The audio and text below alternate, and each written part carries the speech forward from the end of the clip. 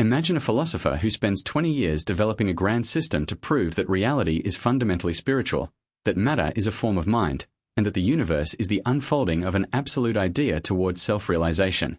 The system is elegant. It is internally consistent. Leading journals publish it. Professors lecture on it. Students memorize its categories. Now ask, what difference does this make? What does this theory ask you to do differently tomorrow? What prediction does it make that could be tested? What is its cash value in terms of actual experience? This is the question William James asked, persistently and often impatiently, in his lectures on pragmatism.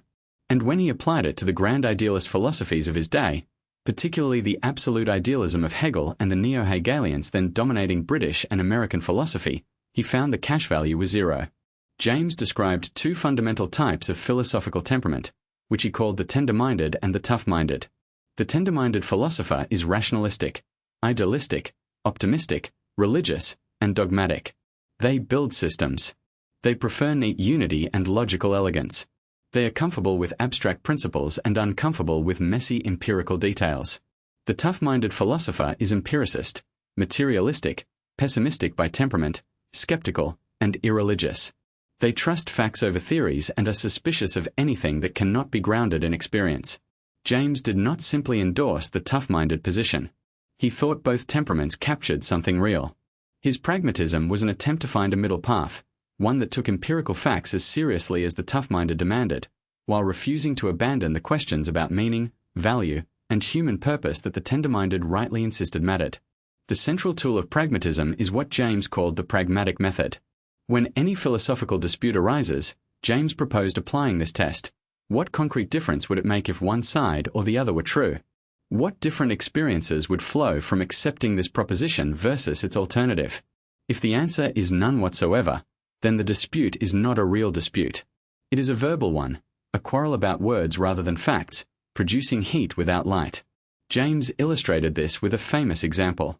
Suppose you are walking around a tree stump, and a squirrel on the stump keeps turning to face away from you as you circle. Does the squirrel go round you? In one sense, yes. You circle the stump that has the squirrel.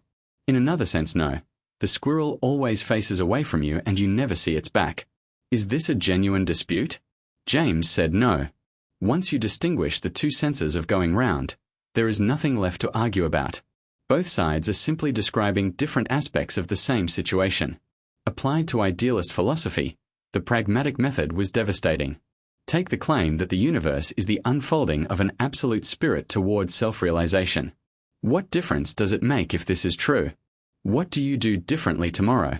How does it change your prediction about any specific event? James argued that idealist metaphysics persistently produced claims that were experientially empty, beautiful sounding, internally coherent, and utterly devoid of practical consequence. He was not arguing that beauty and coherence are worthless. His objection was more specific. He argued that when a theory makes no difference to experience, it is not actually telling us anything about the world. It is telling us about the preferences and temperament of the person who constructed it. The idealist system does not reveal reality. It reveals that certain philosophers find unity, spirituality, and absolute principles emotionally satisfying. This does not mean James was a crude materialist who cared only about practical utility.